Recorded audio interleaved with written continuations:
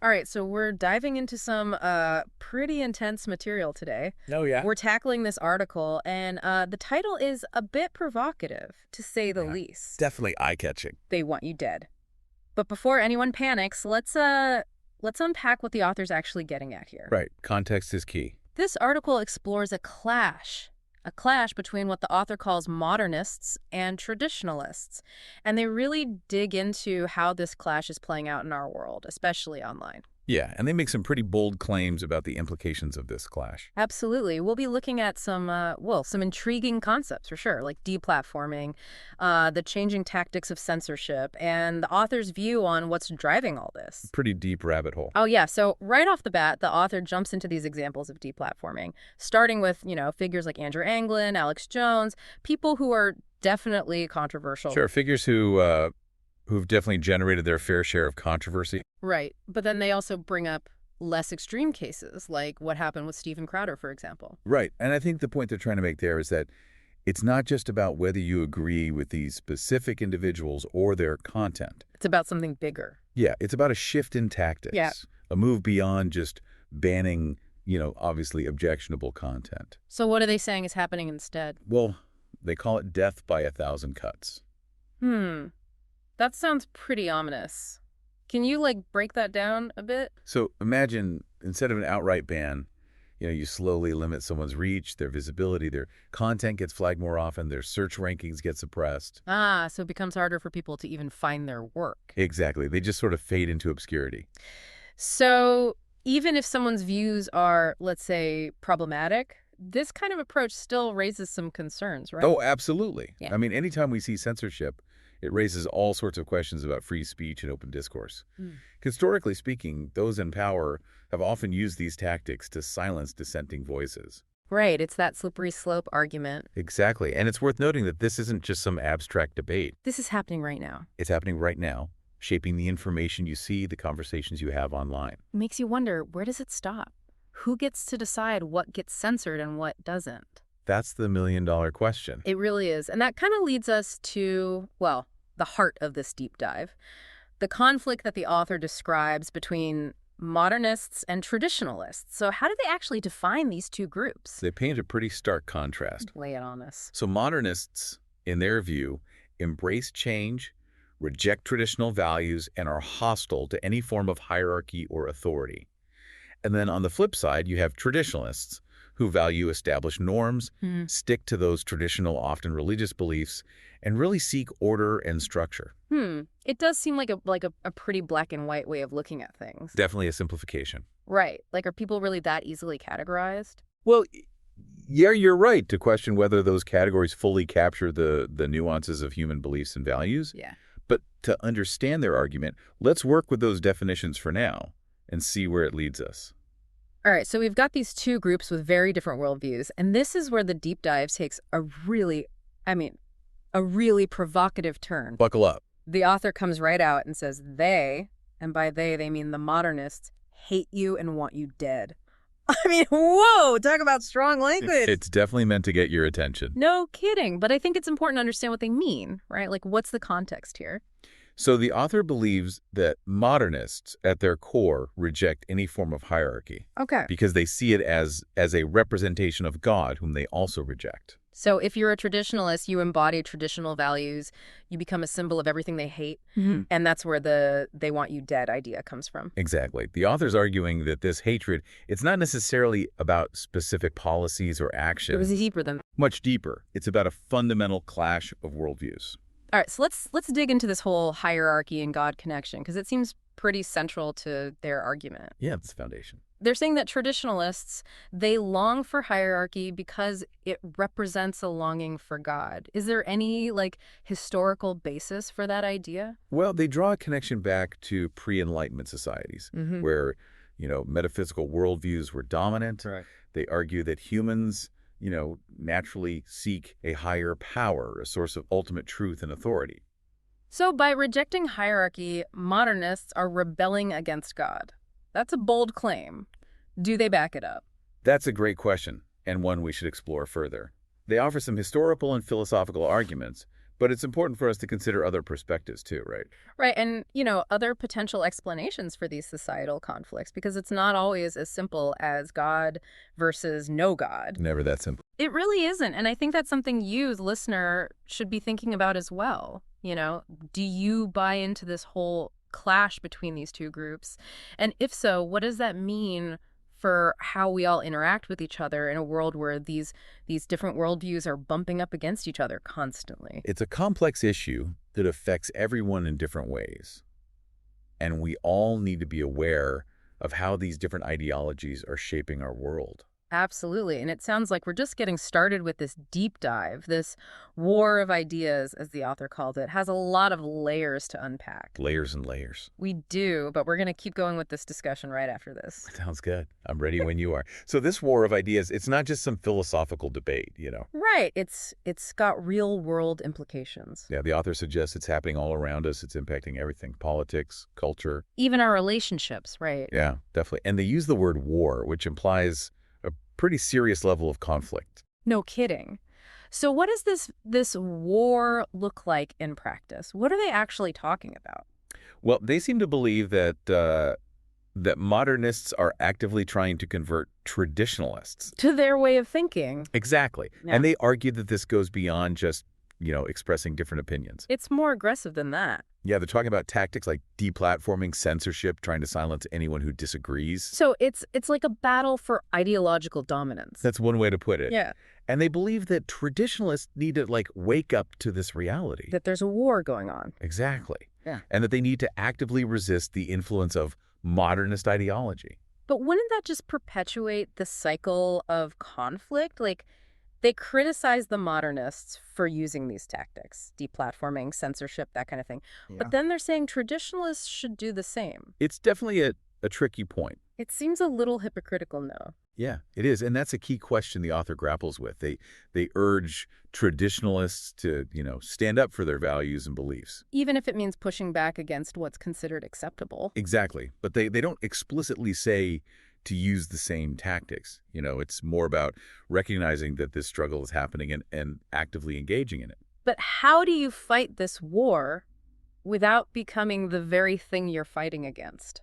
That's the million-dollar question, isn't it? It's a tough one. And this is where it gets really interesting for all of us, even if we don't see ourselves as culture warriors, Right. How do we navigate a world where these different ideologies are constantly clashing? The daily challenge. Especially when it feels like the stakes are so high. The author uses some pretty strong language, life or death struggle, I mean. Yeah, that definitely creates a sense of urgency. We need to pick a side and fight. And that can be pretty intimidating. Absolutely. But it's important to remember that we don't have to, buy into that framing. Right. We can acknowledge that these are complex issues without getting caught up in all that fear-mongering. Exactly. We can step back, analyze the information critically. And not just accept what the author's saying at face value. Right. It's about recognizing that there are multiple perspectives on these issues. And that people's motivations are often more complex than they might appear on the surface. Way more complex. Yeah. And I think that's a key point for you, the listener, to remember. It's easy to get sucked into that us versus them mentality.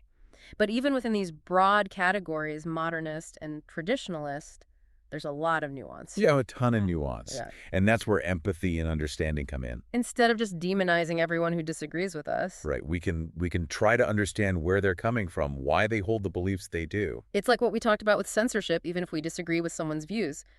Shutting down the conversation, trying to silence them, it can actually be counterproductive. Totally counterproductive. It leads to more polarization, less understanding. And it can even make those ideologies more appealing, right? Oh, absolutely. Yeah. Especially to people who feel like they're being silenced. So what's the alternative? How do we engage in these difficult conversations without compromising our own values, but also not alienating people who see things differently? Well, I think it starts with recognizing our own biases, We all have them. We all have them. And it's important to be aware of how they might be influencing our perceptions. It's about being open to the possibility that we might be wrong, right? Absolutely. Yeah. That we might actually learn something from listening to perspectives that challenge our own. That's a crucial part of critical thinking, isn't it? It is. being willing to examine our own beliefs and assumptions. And being open to changing our minds. Exactly. When we're presented with new information. And it's okay to disagree. Of course. You don't have to agree with someone to respect their right to have a different opinion. Couldn't have said it better myself. It's about finding common ground, building bridges, not winning some war. Right. So how do we put that into practice? How do we have these conversations in a way that's productive, respectful, especially when we're dealing with topics that are emotionally charged? Well, I think it starts with active listening. Really trying to understand where the other person is coming from? Exactly, even if you don't agree with them. Yeah. And it also requires a willingness to articulate your own views clearly, But respectfully. respectfully, without resorting to personal attacks or inflammatory language. It's also about choosing your battles, right? You don't have to engage in every single argument. Definitely not. Sometimes it's okay to agree to disagree and move on. Absolutely. It's more about building relationships and understanding than trying to win every argument. That's a great point. And speaking of understanding, I wanted to go back to something the author said earlier about Alex Jones. They said he was instrumental in shaping their beliefs, but that they had moved on from his content before he was deplatformed. Right. What was the significance of that, do you think? It's interesting because it suggests that censorship can have, unintended consequences. Yeah, even if we agree that someone's views are harmful, silencing them doesn't make those views disappear. Exactly. They might go underground. They might become more difficult to find. They might even morph into something It's new. even more extreme. Potentially, yeah. And it highlights the importance of addressing the root causes of these ideologies, not just trying to suppress their expression. So instead of focusing on silencing voices we disagree with, maybe we should focus on understanding why those voices are so appealing to some people in the first place. 100%. And that requires engaging with those ideas, even if it's uncomfortable. It's about having those open, honest conversations, even when they're difficult. Exactly. This deep dive has really been a thought-provoking journey. It really has. We've explored this concept of a war of ideas, how it's playing out in our world. But before we wrap up, I want to bring it back to you, the listener. Yeah, absolutely. What are some key takeaways, some things you can actually apply to your own life? I think the biggest takeaway is don't be afraid of difficult conversations. Right. Engage thoughtfully with ideas, even the ones you find challenging or offensive. And remember, understanding doesn't equal agreement. Right. You can understand where someone's coming from without endorsing their views. And it's okay to have strong opinions, right? Of course. But it's also important to be open to the possibility that you might not have all the answers. That's key. Be willing to learn, be willing to grow, and be willing to engage in respectful dialogue, even with those who hold different views. And most importantly, don't let the fear of conflict prevent you from seeking out different perspectives, expanding your understanding of the world. Well said. That's a great point to end on. This deep dive has been challenging, but hopefully enlightening. We've explored some complex, controversial ideas, and it's up to each of you to continue the conversation. Keep thinking, keep questioning, and keep exploring. The world's a complex and fascinating place, and there's always more to learn. We've covered a lot of ground in this deep dive. Yeah, we really have. Exploring this clash between modernists and traditionalists. Right. But before we wrap things up, I kind of wanted to go back to this idea of a war of ideas, how it impacts us, on a personal level. Yeah, because it can feel overwhelming sometimes, right? Totally. It's like all these big societal forces at play. These massive forces that are shaping the world around us. Exactly. So how do we, as individuals, navigate this landscape? What can we actually take away from all this?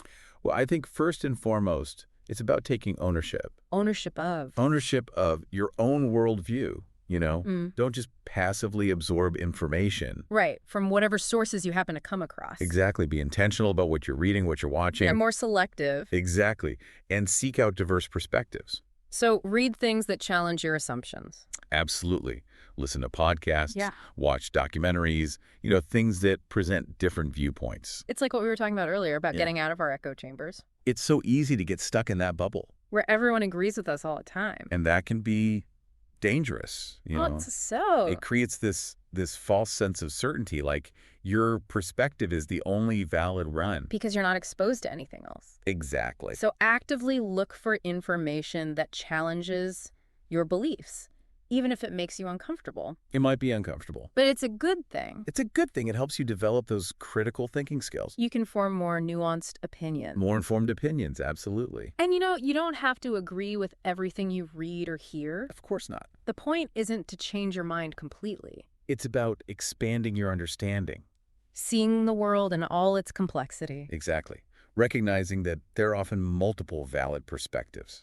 Even on issues that seem really black and white at first. Yeah, most things are more nuanced than they appear. So as we navigate this, this war of ideas, Right. the key is to be informed, be critical, be open-minded. Be curious. Oh, and don't be afraid to ask questions, right? Never be afraid to ask questions. If something doesn't make sense, if you disagree, explore it. Do your own research, talk to people who hold different views. Form your own conclusions. Exactly. It's about owning your beliefs. It's like that old saying, the unexamined life is not worth living. Right. We should never stop questioning, never stop learning. Never stop engaging with the world around us. Couldn't agree more. Well, this has been quite the deep dive. It really has. Challenging. Challenging, but important. Hopefully enlightening for everyone listening. I hope so too.